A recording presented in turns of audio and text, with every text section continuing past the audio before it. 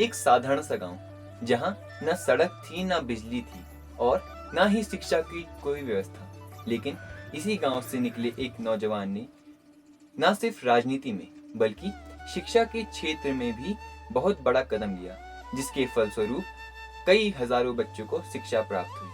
हम बात कर रहे हैं प्रताप भैया की।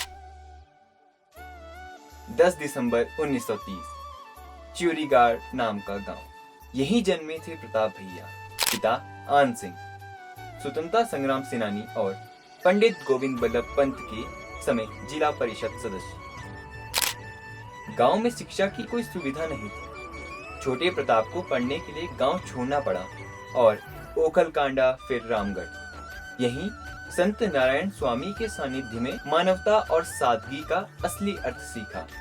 1947 जब पूरा भारतवर्ष स्वतंत्रता का जश्न मना रहा, प्रताप भैया पहुंचे नैनीताल के राजकीय इंटर कॉलेज। वाद विवाद प्रतियोगिता में धूम मचाई।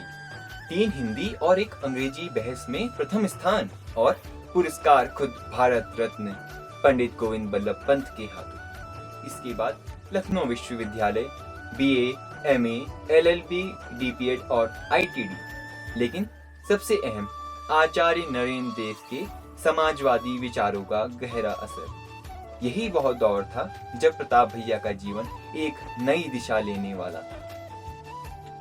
1957 जब सभी युवक अपने कैरियर के बारे में सोच रहे होते थे, तब प्रताप भैया बन गए उत्तर प्रदेश विधानसभा के सबसे कम उम्र के विधायक। और सिर्फ 10 साल बाद यानी 1967 में वे कुमाऊं के सबसे कम उम्र के कैबिनेट मंत्री भी बने। लेकिन उनका असली इम्तिहान राजनीति में नहीं बल्कि जमीन पर था। चुनाव प्रसार में न बड़े मंच, न पैसे की ताकत। रिक्शे पर बैठकर खुद ही माइक से घोषणा करते, आज प्रताप भैया की सभा होगी। लोग सोचते, ये घोषणा करने वाला लड़का है। एक मुस्लिम बाहुल्य क्षेत्र में अपने ही पिता कांग्रेस का समर्थन कर रहे थे। लेकिन प्रताप भैया ने जाति और मजहब की दीवारें तोड़ी और जनता ने उन्हें सिर आंखों पर बैठाया। कैबिनेट मंत्री बनने के बाद भी उनका व्यवहार वही रहा। कहते थे, अब मैं जनता का सेवक हूँ। पिता ने जब उन्हें कुर्सी पर बैठते देखा तो डांट लगाई, कहा, नीचे बैठो, तुम जनता के सेवक हो और सेवक हमेशा जमीन पर बैठता है। और प्रताप भैया ने ताउम्र यही नियम निभाया। जहाँ लोग मंच पर बैठने की होड़ लगाते थे, वे हमेशा आखिरी पंक्ति पर जाकर बैठते, हंसते हुए कहते, इससे पीछे तो कोई सीट है ही नहीं, कम से कम यहाँ से और कोई पीछे तो भेज नहीं सकेगा।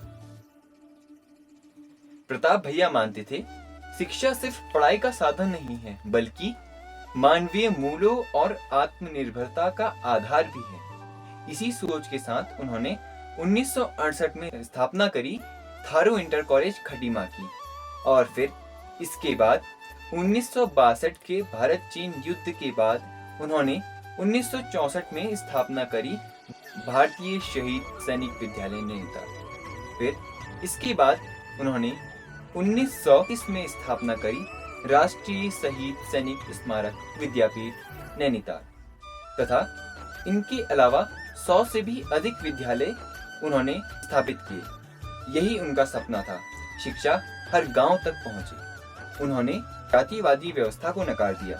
इसकी शुरुआत उन्होंने स्वयं से करी। अपने नाम जाति सूचक शब्द हटाकर समाज को भी संदेश दिया।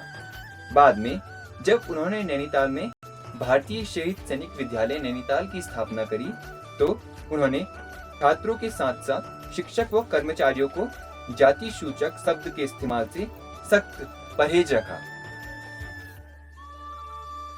समाजवाद का झंडा लिए प्रताप भैया ने एक नारा दिया, काम का बंटवारा इंसान बराबर। उनकी सादगी, उनके आदर्श और उनकी शिक्षा के लिए की गई तपस्या आज भी उत्तराखंड की धड़कनों में जिंदा है। वे कहते थे, पद और कुर्सी स्थायी नहीं लेकिन सेवा और शिक्षा की रोशनी अमर है। श्री प्रताप भैया एक ऐसा नाम जो हमें हमेशा याद दिलाएगा कि सच्चा नेता वही है जो जनता का सेवक बनकर जिए। प्रताप भैया का जीवन केवल राजनीति या समाज सेवा की यात्रा नहीं था, वह एक ऐसी मशाल थे जिसने उत्तराखंड की आने वाली पीढ़ियों को शिक्षा, संस्कार और सादगी का रास्ता दिखाया। उनके कामों को देखकर ही समाज ने उन्हें उत्तराखंड का मदन मोहन मालवीय कहा। उन्होंने यह सिखाया कि सत्ता का असली अर्थ है सेवा और शिक्षा का असली उद्देश्य है समाज को नई दिशा देना। आज जब मैं उनके जीवन पर नजर डालता हूँ तो मुझे गर्व होता है और मैं स्वयं उनके विचारों और उनके जीवन से गहराई से प्रभावित हुआ हूँ। उनकी कहानी केवल इतिहास नहीं है बल्कि एक ऐसा मार्गदर्शन है जो आने वाली पीढ़ियों के लिए प्रेरणा बनेगा। धन्यवाद।